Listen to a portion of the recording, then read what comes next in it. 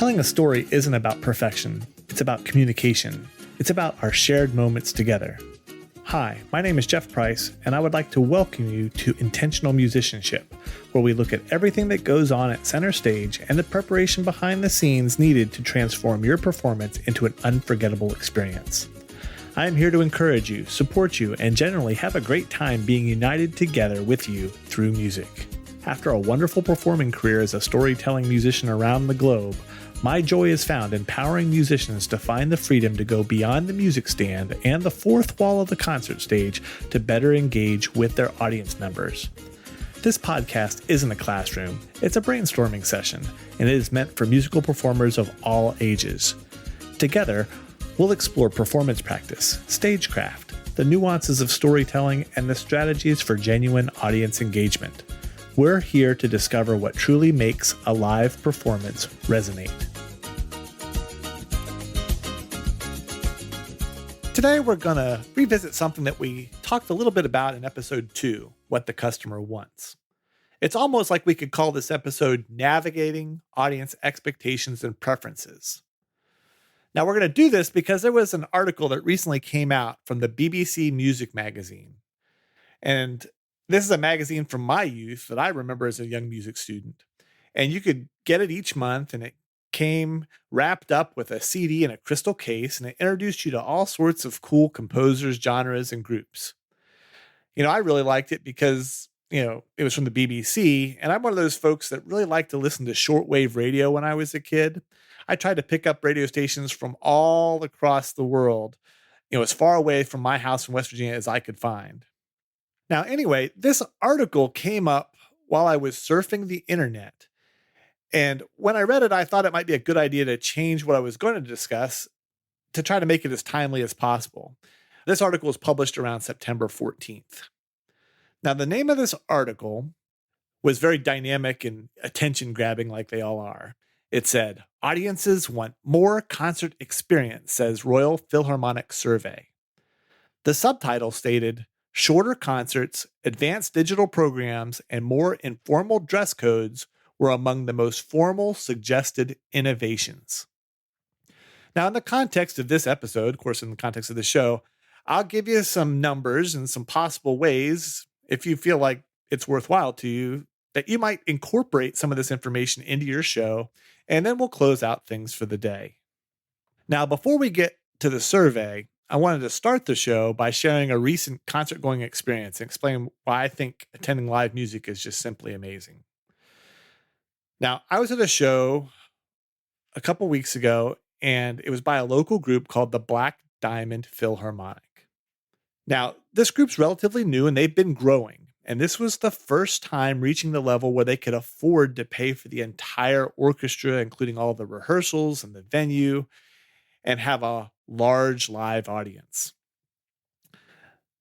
Now, the Black Diamond Philharmonic is based here in West Virginia, and it's designed to bring art into some of our communities here in Appalachia.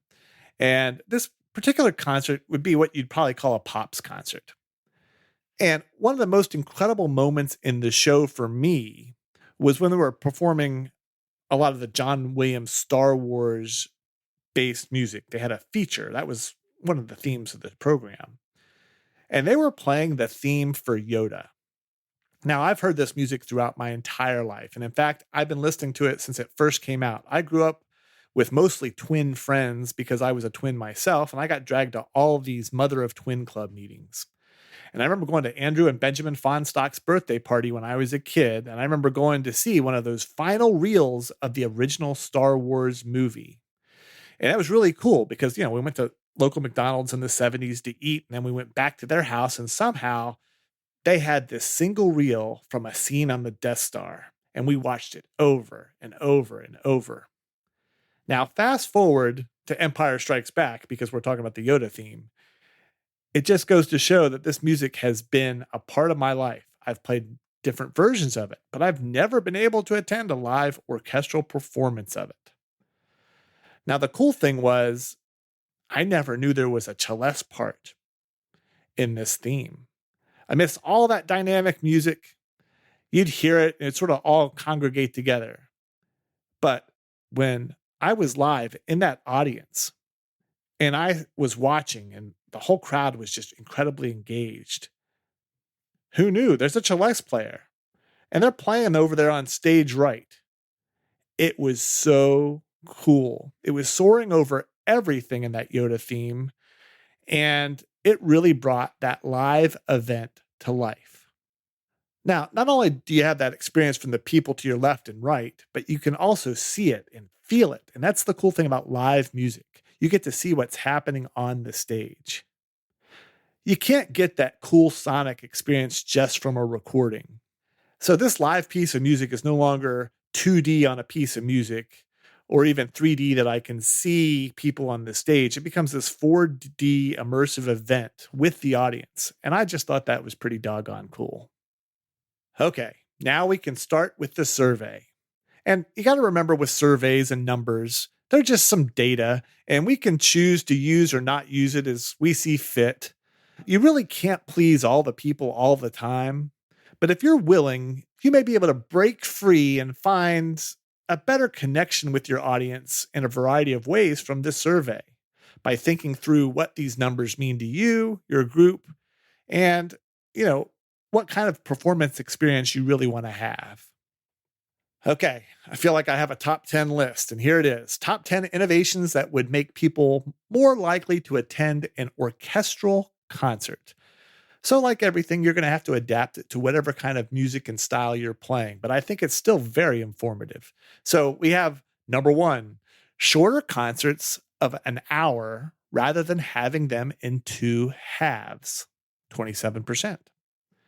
Number two, we have having access to information before the concert so I can understand the music a little better. Again, 27%. Number three, more daytime or matinee concerts so I can take family and friends. That's sitting at 24%. Here's another one. Number four, not having to dress up to go to a concert, 24%. Number five, the conductor speaking to the audience before a performance, 20%. So that's 1 in 5. Number six, meet and greets with the players and the soloists after a concert, 17%. Boy, I'm an advocate for that. Number seven, digital programs I can access in advance on my tablet or device, 12%. Number eight, being allowed to take photographs or film clips of the concert with my phone, 12%. So we're getting down to around 1 in 10. 9, being encouraged to applaud between movements or when I want to, 12%. And finally, at number 10 of our survey, we have being encouraged to react on social media during the concert at 11%. Now, we have those 10 things. They're pretty self-explanatory, and you can think up ways in which you might incorporate that. Now, for me, I played with the numbers a little bit, and I wanted to aggregate them and divide this into 3 sections where we can talk about things a little bit. And I'm not going to get into everything because, as you might already know, I'm pretty long-winded. So let's look at the first of these 3 aggregate sections, and I'm going to call this the modern experience and accessibility. So the way I've done it, I have 71% of the audience leans toward making the experience more modern and accessible. And I think that makes a lot of sense because our attention span has changed and the things that we like at a show has changed over time. And so we have to figure out how to engage that audience in a more effective manner. Now, one way that the survey mentioned is, we could just shorten concerts a little bit and maybe take that traditional nighttime start at 7:30 or 8 and maybe change it. And maybe we can get rid of some of these longer intermissions and maybe we just want to give folks more matinees. Matinees are pretty cool. They have the tradition of being light and delightful. People come knowing it's going to be a shorter concert and that they'll be able to focus a little bit better because of that. They'll have a better attention span and an expectation of what's going to happen when they come. Now, even with this one, we miss a real opportunity if we don't really engage with our audience during our shows. We really want to try to welcome them and engage with them. We want to figure out how we might do a pre-concert talk or tell them about why the piece is special to us. We want to engage them upon arrival and upon exit to let them know they're appreciated. Now, I think that conductor or primary soloist can be really important to relay some really clever anecdotes about how that orchestra prepared for the show or prepared for that particular piece, because they're the only one that knows that journey from receipt of the music until that time, the evening on that concert stage. And if you can tell that story and tell that experience, then I think you're really going to be able to build on that part of our relationship between the performer and the audience.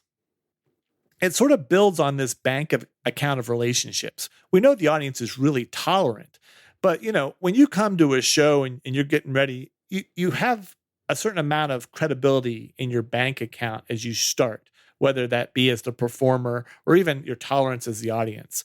And you want to start building some grace. And depending on how things start out and how you pay in and pay out of that account, that's really going to help you develop and support these relationships that are growing in this very short amount of time. And to enhance this relationship and place this grace into your account of the relationship, you might want to, let people know about the length of the pieces you're playing, what to expect from them, what they're going to see, what they're going to hear, how things are going to develop. And it sort of allows them to take on the scenery in a fresh new way as they go through the show. It's almost like, if you've ever been caught in this position when you're out running and you're out with a friend and you're going to go run 2 miles and you sort of know all the markers along the way, it becomes a little bit more pleasant experience. You have pleasant company, you know what's going to come around the bend, as opposed to when you go out for a run and you just find yourself out there and it's hot, and it's muggy, and you're just wondering when this thing is going to end. But your friend just said, oh yeah, we're just going to run for a little bit. You just don't know exactly what's going to happen. You just don't want to have that kind of concert going experience. You don't want it to be drudgery. The audience has given their time for you, and you want to have this sense of constant engagement with them and communicate some clear expectations. And I think that's going to allow you to have a better reception at the concert. And you're going to be able to build market share and build fans. Now, in episode 2 of this show, I mentioned the use of satisfiers, dissatisfiers, and exciters with this thing called the Kano model, using the voice of the customer. Now, I was recently talking to my good friend Trina Anderson. She's the command sergeant major of the Army Music Program. And she was my old first sergeant when I was way back old in the Army. And she's really amazing. And right now, she'd be what you consider the head musician of the largest employer of musicians in the United States, and that's the Army Music Program. And I had brought up the Kano model with her, and she brought up a similar view from the commandant of the School of Music, Trey Onsele. And she was telling me about his philosophy. It was very similar about this dissatisfier, satisfier, exciter. And she said that Trey would say, you have 3 different kinds of audiences. You have the ones that are just rustling in their seats and they're just looking for ways to escape. And you have other audience members that say, oh, that's pretty good. And then they just sort of leave and forget about you. You don't hear from them again. And then you have these other audience members that you can grab them and there's a special connection and you have a fan for life. And so I think in this sense, as we look to modernize this experience and build our relationships, we want to try to figure out ways we can connect so we can get more people to that point where they become true fans. Now, for section 2 in this aggregate, I'm going to talk about digital and social engagement quickly. Now, the way I'm sort of calculating all this stuff is about 44% of the audience is open to actively seeking digital or social engagement during their performances. Now, when I look back on my last 6 months of concert going, I've been struck by how much things have changed. And for one, I get digital programs almost at every concert when I go to the show. Now, in context of this survey, it would be nice if these digital programs that I just scanned the CR code or the QR code, if I could have that before the show for review. Oftentimes, I'll go in and there'll just be a QR code taped up on a pillar, and I'll scan it in and go in. Or I'll just receive the traditional paper program. Now, if I could get this before the show, or I had that QR code that was on the flyer for the show as like in an advertisement, I could go on the internet. I could go and research whatever I might like to find about that, maybe listen to some music. I could sort of plan ahead to see how things are going. Now, cell phones and things get really funny with the modern classical audience, and many genres and audiences discourage use during the show. I know at one local place I go to shows, they give you the QR program, and then in the first announcement of the evening, they say to turn off all cell phones. That's crazy. I just had that happen to me last week at a show. And hopefully, you can look at your norms and maybe modernize them. But, if someone gives me a QR code to look at a program, I'm not turning off my cell phone as I keep track of things when I go. I'm sort of a nerd that way. I really like to know what's happening. Now, again, this digital stuff can be an interesting terrain to navigate and bridge. So I get it as you try to figure out what's comfortable for you. We've seen with these numbers that many people in your audience are wanting to use their tech at shows. And depending on the genre, they already are. So this is not anything new. They like to take pictures. They like to take videos. So why not, as an idea, why not engage them already in your event, especially if you find this to be taboo? And here's what I mean by this. You already have a lot of live streaming and things as a norm with even your most traditional of shows. Now, why not we take a norm like a particular piece or two, find a time frame where everyone's watching the live stream or everyone in the theater can use their phones or technology to vote on the next piece or to comment while the piece is occurring. Why not have them take out their phones, take pictures, take video, make it fun and approved, get rid of the taboo? And I think groups and soloists that can figure this out to engage their crowd will be better off in the long run. And I think they're going to be way better than those that just stay in a very traditional lane and say, no, we just don't do that. In the end, you'll have to make the best judgment for you and your group and your show. But I think having 10 minutes or a time frame dedicated to engagement and having fun with this technology might really give you an edge and create something special. Now, a great simple example of this might be that you ask people to share a picture. A great simple example of this is you could ask people to share a picture from the event on their social media in real time. Now you have some real live transference of your event into entirely new marketplaces. If you have people at that live event go to your site and sign up in real time, then you actually have a new contact. You can use your live performance event to actively create foot traffic and response in your social media. Now, I think that's pretty cool because that's so much better than you hoping someone will remember to visit your website or post something. And I think that can be a really, really good thing. But I tell you what, it can be even more than that. You've all seen the things in all these wonderful pop shows where we have the flashlights going on their cell phone and they do the wave. Now, that's pretty cool audience engagement.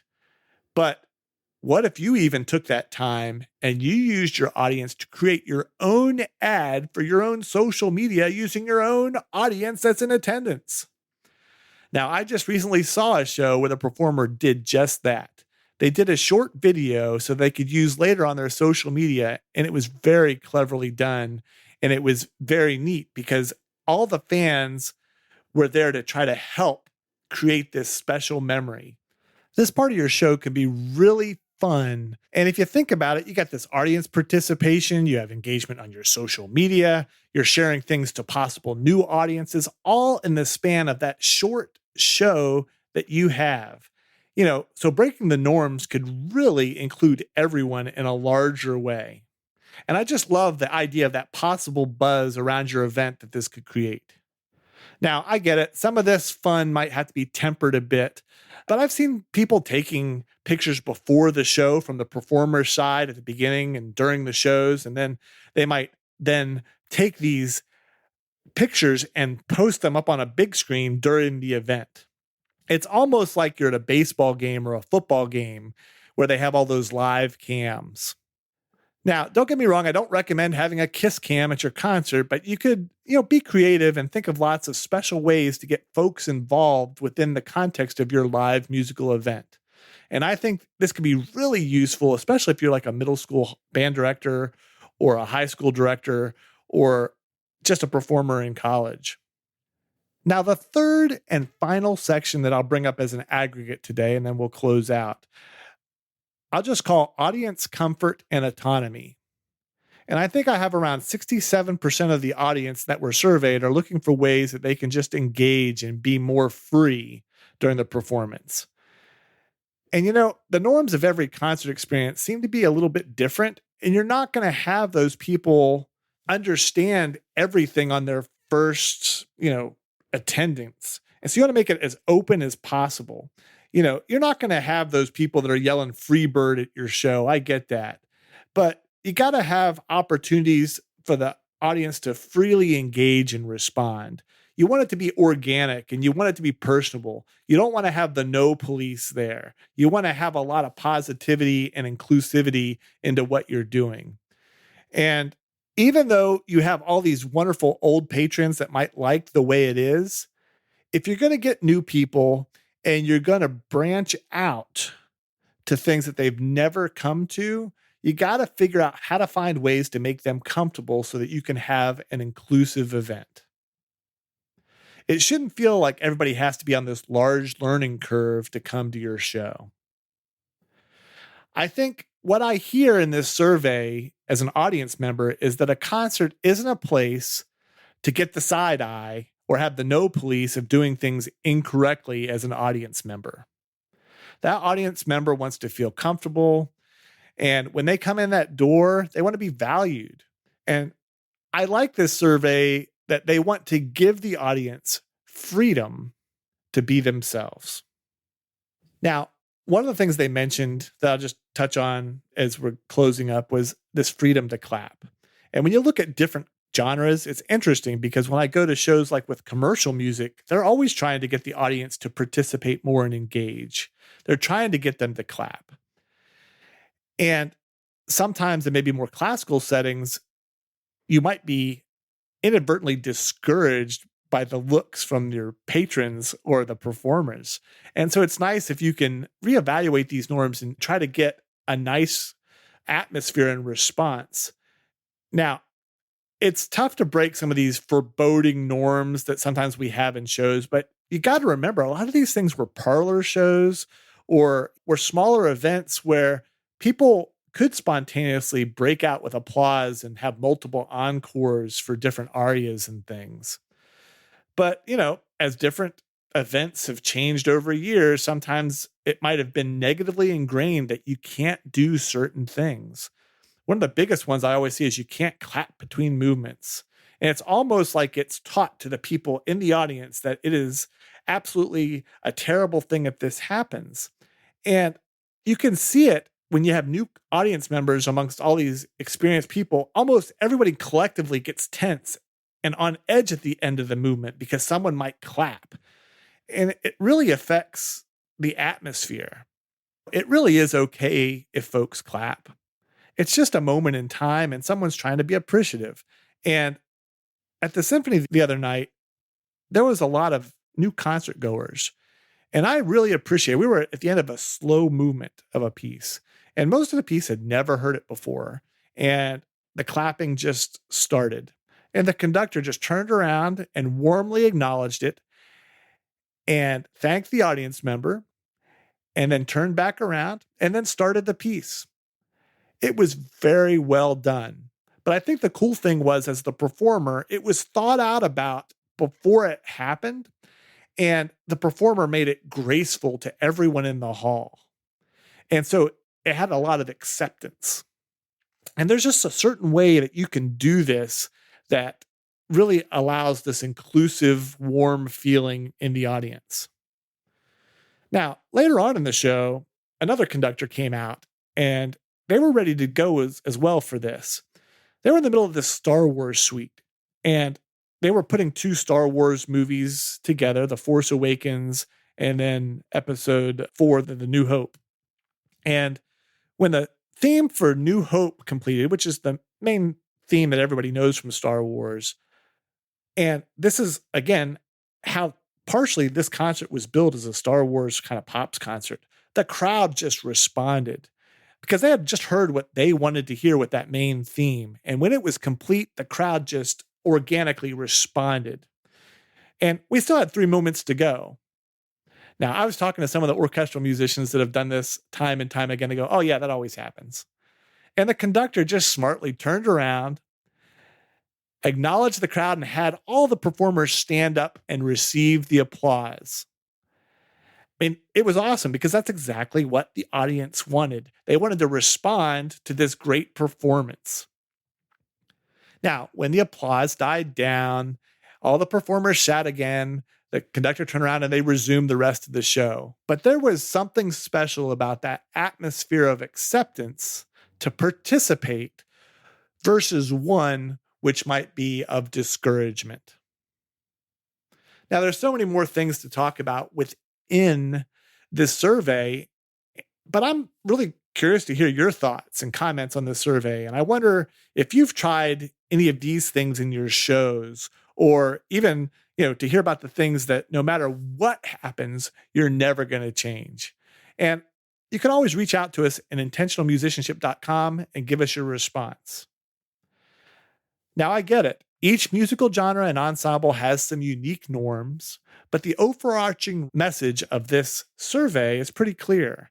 Modern audiences appreciate a more relaxed and interactive and a flexible concert experience. And if we as the performers can strategically implement some of these desired features, you might just meet a few more of your audience members' wishes and create a more enriched and intentional musical experience. Now, as you adapt to these findings, always remember your call as a performer. That's to create community, engagement, and experience that resonate with the audience.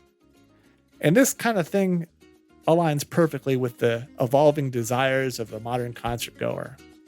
I wish you the best as you prepare for your next show. Talk to you next time. That's it for today's episode. We hope that some of the topics and issues addressed today will be useful to you as you move forward in your musical journey. I want to take this opportunity to say thank you for joining us today. We know your time is precious, and we really appreciate that you have taken the time to listen to us today. Consequently, we'd like to hear from each and every one of you. You can reach out and connect with us at intentionalmusicianship.com. My hope is that we build a community where we can encourage one another through our mutual experiences performing live music. I look forward to connecting with each of you again on the next episode of Intentional Musicianship.